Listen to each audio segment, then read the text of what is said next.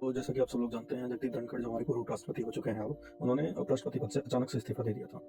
तो ये चीज़ जो थी वो बहुत से लोगों के लिए चौंकाने वाली थी। लेकिन ऐसा हुआ क्यों और उन्होंने क्यों इस्तीफा दिया, इसके पीछे एक बहुत ही इंटरेस्टिंग स्टोरी है। कहानी शुरू होती है जगदीप धनखड़ की बहुत सारी नाजायज़ माँगों की वजह से और उनके अंदर पनप रही गलतफ़हमियों की वजह से। उन्हें कहीं न कहीं लगने लगा था कि प्रोटोकॉल में वो प्रधानमंत्री से ऊपर आते हैं, चूँकि वो उपराष्ट्रपति हैं, जो कि एक संवैधानिक पद है, इसलिए उनको प्रधानमंत्री से ऊपर होना चाहिए और इसी वजह से वो तरह-तरह की उल्टी-सीधी माँगें सरकार के सामने रख रहे थे। जैसे कि सरकारी जो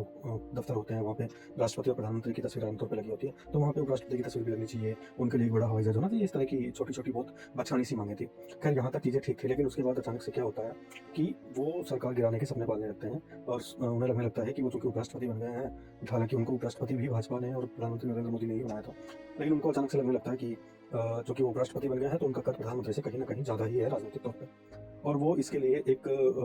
प्लान करने लगते हैं ऐसा कि किसी तरह से प्रधानमंत्री नरेंद्र मोदी को कुर्सी से हटा दिया जाए और उनकी जगह एनडीए के ही किसी दूसरे नेता को प्रधानमंत्री बना दिया जाए, जिससे कि उनकी पूछ हट सके। और चूँकि आप सब लोग जानते हैं कि वर्तमान में जो सरकार चल रही है एनडीए की, उसमें चंद्रबाबू नायडू की पार्टी जो है वो एक अहम घटक है। तो उन्होंने ये एक तरह से आइडिया लगाया कि अगर चंद्रबाबू नायडू प्रधानमंत्री मोदी से समर्थन वापस ले लेते हैं, तो उनको सत्ता से हटाया जा सकता है, उनको कुर्सी से हटाया जा सकता है और उनकी जगह हो सकता है कि चंद्रबाबू नायडू या किसी भी एक दूसरे नेता को जिसके ऊपर सबकी सहमति हो, उसको प्रधानमंत्री बनाया जा सकता है। और इसके लिए वो चंद्रबाबू नायडू तक अपना संदेश भिजवाते हैं और संदेश भिजवाने के लिए वो जिसका चयन करते हैं वो एक प्रसिद्ध उद्योगपति है, हालाँकि पूरी तरह से फेल्ड उद्योगपति है।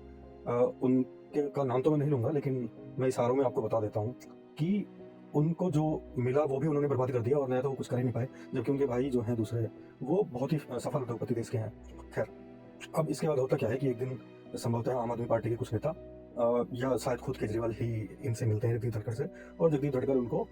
ऐसा बोलते हैं कि आप लोग कुछ करते क्यों नहीं हैं, प्रधानमंत्री मोदी के खिलाफ ऐसा बोलते हैं वो। अब होता ये है, जो अंदर के सूत्र जो बताते हैं कि ये जो आम आदमी पार्टी का जो भी नेता था, वो इसकी शिकायत अमित शाह को कर देता है और उसके बाद जो हुआ वो इतिहास है।